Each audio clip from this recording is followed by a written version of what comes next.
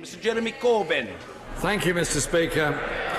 Can I start by welcoming and congratulating the member for Maidenhead on her appointment as Prime Minister.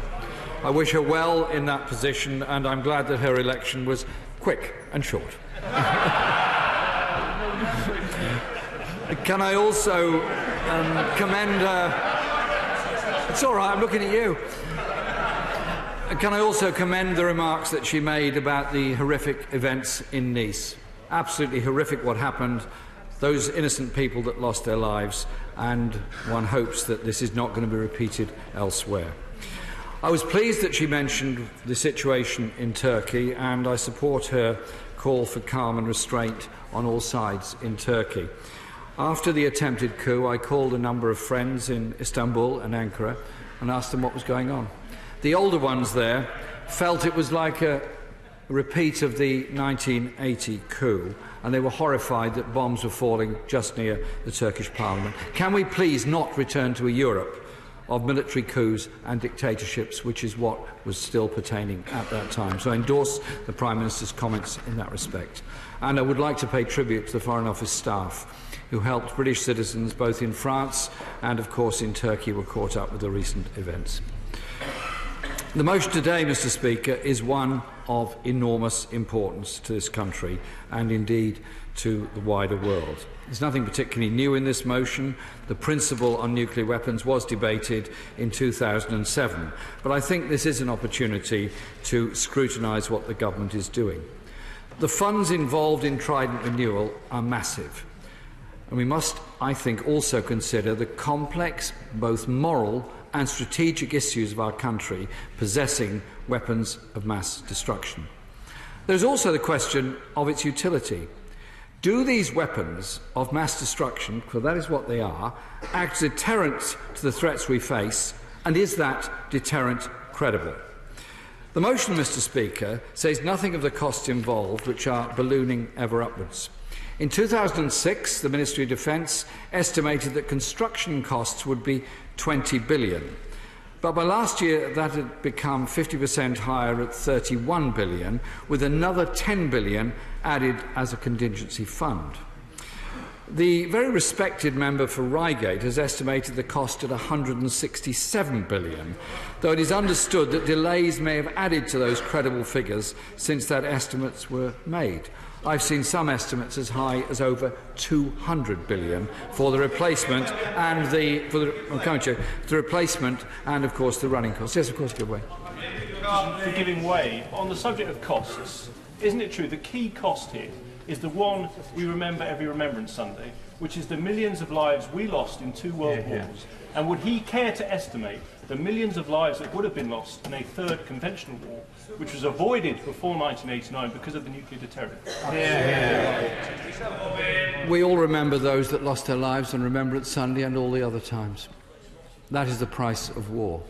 My question is, does our possession of nuclear weapons make us more secure and make the world more secure? Yes or no? Yes, of course.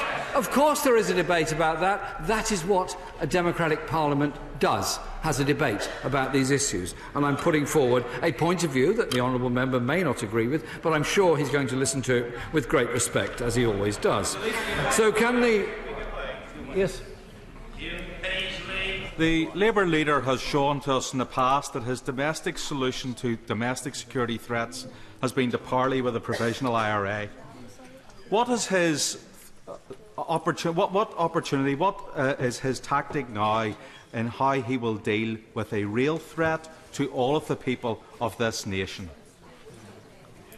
Prime Minister, towards the end of her speech, got to the point about the Nuclear Non-Proliferation Treaty and multilateral disarmament. I was interested in that.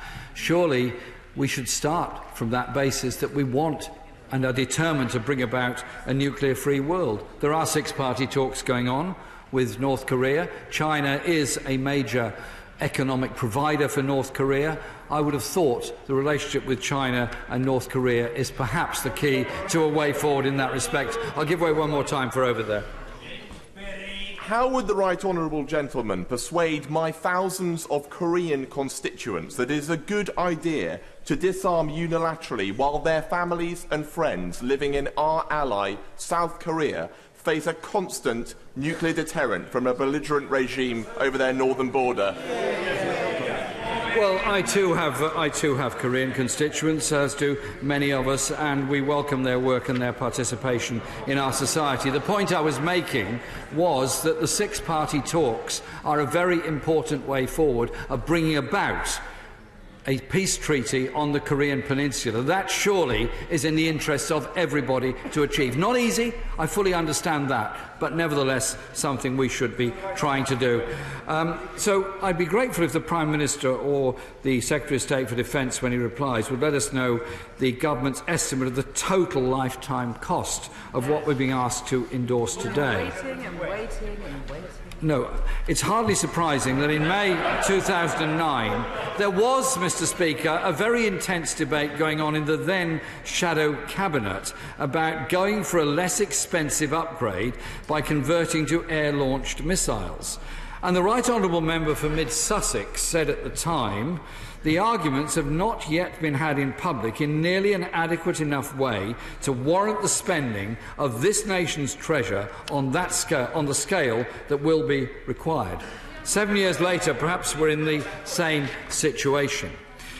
This motion proposes an open-ended commitment to maintain Britain's current nuclear capability for as long as the global security situation demands. We on these benches, despite our differences on some issues, have always argued for the aim of a nuclear-free world. We might differ on how it's going to be achieved, but we're united in our commitment to that end. In 2007, my right honourable friend, the member for Derby South, embarked on a meaningful attempt to build consensus for multilateral disarmament. And will the government address where these successor submarines are going to be based? The people of Scotland have rejected Trident being based in Faslane Naval Base on the Clyde. The SNP government is opposed to it, as is Scottish Labour. We're not debating a nuclear deterrent, but our continued possession of weapons of mass destruction. We're discussing 8 missiles, 40 warheads, with each warhead believed to be 8 times as powerful as the atomic bomb which killed 140,000 people in Hiroshima in 1945. We're talking about, Mr. Speaker, 40 warheads, each one with a capacity to kill more than 1 million people.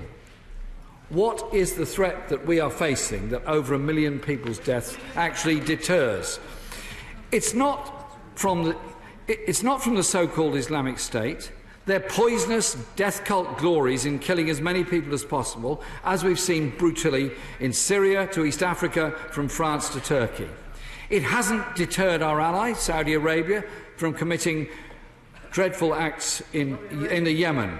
It didn't stop Saddam Hussein's atrocities in the 1980s or the invasion of Kuwait in 1990. It didn't deter the war crimes in the Balkans in the 1990s, nor the genocide in Rwanda.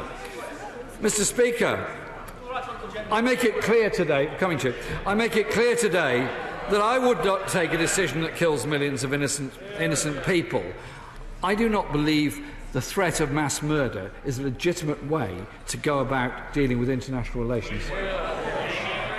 Grateful to my right honourable friend for giving way. As Leader of the Opposition, he will be privy to briefings from the National Security Council. Can he explain to the House when the last time he sought and received such a briefing is, and what is his assessment of the new Russian military nuclear protocols which permit first strike using nuclear weapons, and that they can be used to de-escalate conventional military conflicts? What's his assessment of that? Britain also, at the current time, retains the right to first strike as well, and so I would have thought the best way forward is to develop the Nuclear Non-Proliferation Treaty into a no first strike situation as a good way forward. So I respect my honourable friend's wish to live in a nuclear-free world. I know he believes that very strongly. So I think, Mr. Speaker, we should take our commitments under the Nuclear Non-Proliferation Treaty very seriously. It was in 1968. It was in 1968, Mr. Speaker, when the then Labour government, led by Harold Wilson, inaugurated and indeed signed the Non-Proliferation Treaty. In 2007, our then Foreign Secretary, my friend the member for Derby South, rightly said, "We must strengthen the NPT in all its aspects." The judgment we made 40 years ago that the eventual abolition of nuclear weapons was in all of our interests. The then Labour government committed to reduce our stocks of operationally available warheads by a further 20%. I congratulate our government on doing that. I indeed attended NPT review conference when those congratulations were spoken. But can the government say what the Labour Foreign Secretary said in 2007, my commitment to the vision of a world free of nuclear weapons is undimmed? Is this government's vision of a nuclear-free world undimmed? She also spoke of the international community's clear commitment to a Middle East nuclear weapons-free zone. Instead, Mr. Speaker, despite unanimous support at the last two Nuclear Non-Proliferation Treaty 5-yearly review conferences calling for a weapons of mass destruction-free zone across the Middle East. That surely is something that we can all sign up to and all support, and I look forward to the Defence Secretary's support for that position when he replies to the debate this evening. Will he give way? Yes, I give way. I thank my right friend for giving way. He's speaking about previous party policy. At the Shadow Cabinet last Tuesday, there was an agreement that current party policy would be conveyed by the front bench. When will we hear it? I thank my friend for his view. As he well knows, the party decided that it wanted to support the retention of nuclear weapons. We also decided that we would have a policy review, which is being undertaken by my friend, the member for Norwich South, at the present time. He is as well aware as I am of what the existing policy is. He's also as well aware as I am of the views that I put forward in the leadership election last year, quite clearly on my views on nuclear weapons. Hence, the fact that we're having a free vote so far as Labour members of Parliament are concerned here this evening. Mr. Speaker, other countries have made serious efforts to... I'll come to you in a moment. Has made serious efforts to bring about nuclear disarmament within the terms of the Nuclear Non-Proliferation Treaty. South Africa abandoned all of its nuclear programmes after the end of apartheid and thus brought about a nuclear weapons-free zone across the whole continent. After negotiation, Libya ended all research into nuclear weapons. The Ukraine, at the end of the Cold War, gave up its nuclear weapons, albeit those weapons were under the control of the former Soviet Union and latterly of Russia. Likewise, Kazakhstan did the same, which helped to bring about a Central Asia nuclear weapons-free zone. And in Latin America, Argentina and Brazil both gave up their nuclear programmes. And I do commend the government and other governments around the world that negotiated seriously, with great patience and at great length, with Iran, which helped to encourage Iran to give up its nuclear programme. And I think we should pay tribute to President Obama for his achievements in doing that. The former Conservative Defence Secretary, Michael Portillo, said, and he was a Defence Secretary, yes, I'll come to you when I finish this quote. To say we need nuclear weapons in this situation would imply that Germany and Italy are trembling in their boots because they don't have a nuclear deterrent, which I think is clearly not the case. Is it not time, Mr. Speaker, for us to step up to the plate and promote rapidly nuclear disarmament? Yes, a good way. Or for my round-up friend giving way. He, like me, stood in May 2015 on a party policy agreed at our conference through our mechanisms within the party for the renewal of continuous at-sea deterrent. Now, he has a shadow front bench and a shadow cabinet now in his own image, which agreed last week, I understand, to put that policy from the front bench. Is he going to do it, or is it going to be done in the winding up? Well, I thank my friend for the intervention. He is well aware of what the policy was. He's also well aware there's a policy review being undertaken. He's also very well aware of the case that I'm making for nuclear disarmament. And so... Well, to him gentleman for giving way. He will be aware that there is currently a multilateral process going on at the UN where over 130 countries are negotiating in good faith for a treaty to ban nuclear weapons. Does he agree with me that this government's refusal even to attend, let alone take part in that, seriously raises questions about their commitment to a world without nuclear weapons? I think it is a great shame that the government doesn't attend those negotiations, and I wish they would, because I do thank the government for attending the Humanitarian Effects of War Conference in 2014. I do thank them for their participation in the Non-Proliferation Treaty, but I think they should go and support the idea of a worldwide ban on nuclear weapons. Nobody in this House actually wants nuclear weapons. The debate is about how one gets rid of them and the way one does it. There are questions too, Mr. Speaker, about the operational utility of nuclear-armed submarines. I would ask the Minister again, perhaps the Secretary of State for Defence can answer in his reply, what assessment the government has made of the impact of underwater drones, surveillance of wave patterns and other advanced detection techniques, which could indeed make the submarine technology... Order. Mr. Shelbrooke, I want you to aspire to the apogee of statesmanship, but shrieking from a sedentary position, despite your magnificent suit, is not the way to achieve it. Calm yourself, man. I am trying to help you, even if you don't know it. Mr. Jeremy Corbyn. Thank you, Mr. Speaker.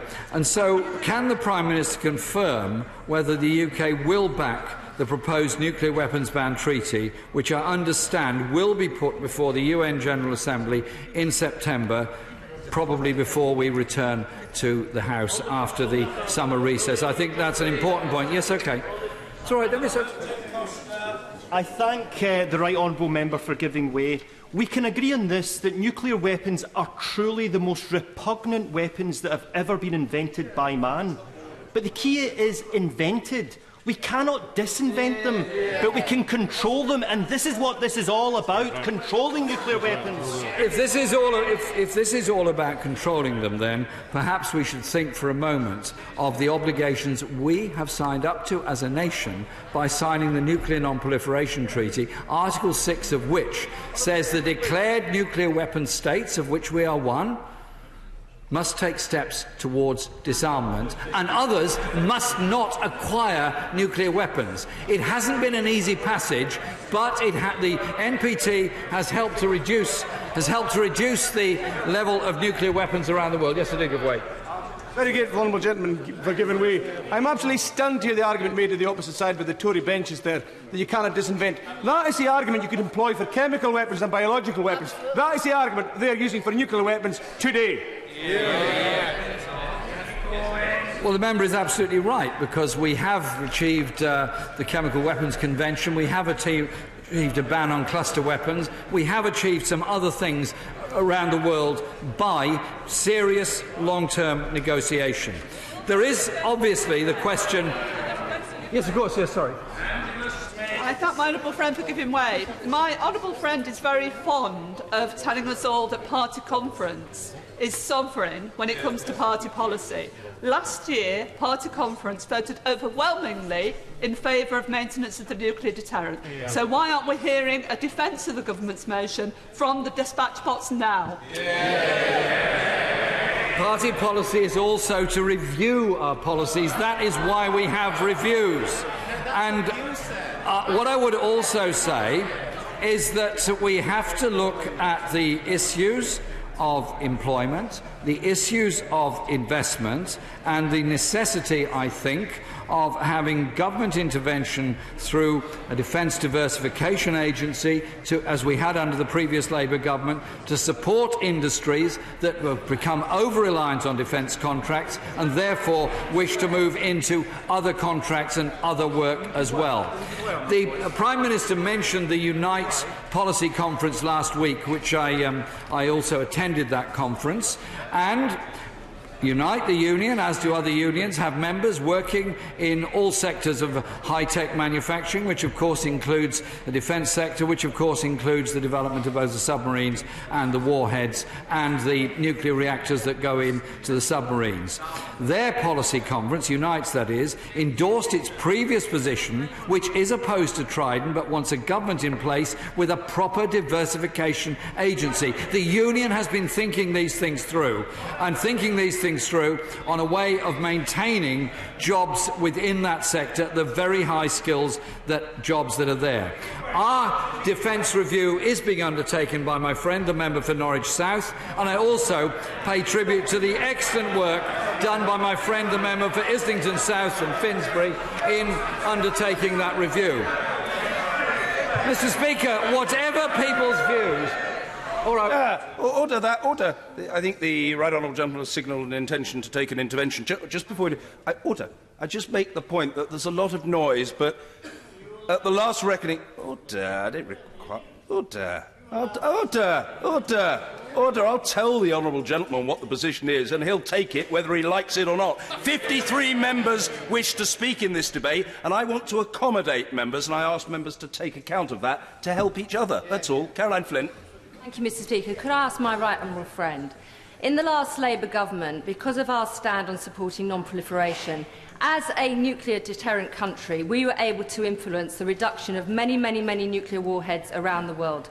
Does he really think that by abandoning our position as one of those countries that hold nuclear weapons, we would have had as much influence without them as with? We did indeed help to reduce the number of nuclear warheads, and indeed I attended a number of conferences where British government representatives were there that made the point. The number of UK warheads had reduced, and they had encouraged others to do the same. And I talked about the nuclear weapons-free zones that have been achieved around the world. That's a good thing. However, we're now into a step change, where we're actually saying we're prepared to spend a very large sum of money on the development of a new generation of nuclear weapons, and I draw her attention, I'm sure she's aware of it, to Article 6 of the NPT, which requires us to take steps towards disarmament. That's what it actually says. And so, Mr. Speaker, in case it's not obvious to the House at the moment, I'm not going to give away any more because I'm running up against the clock. I will actually be voting against this motion tonight, Mr. Speaker, which I'm sure will be of an enormous surprise to the whole House. I do it because of my own views. I do it because of the way... I apologise for having to interrupt the right honourable gentleman. There's a point of order. Point of order, Mr Jamie Reid. Thank you, Mr. Speaker. Seeking your guidance on the accuracy of the language used by the Leader of the Opposition there. We are not voting tonight on new nuclear warheads, simply the submarines used with which to deploy those missiles. This is something fundamentally different to new missiles. The answer to the honourable gentleman is that it is up to each honourable and right honourable member to read the motion, to interpret it as he or she thinks fit, and to make a judgment accordingly. Not a matter for the chair. Mr Jeremy Corbyn.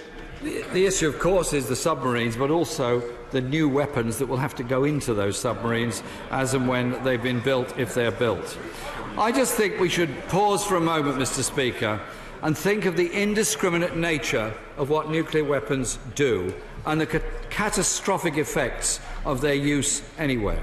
As I said, I've attended NPT conferences and preparatory conferences over many years with representatives of all parties in this House at various times.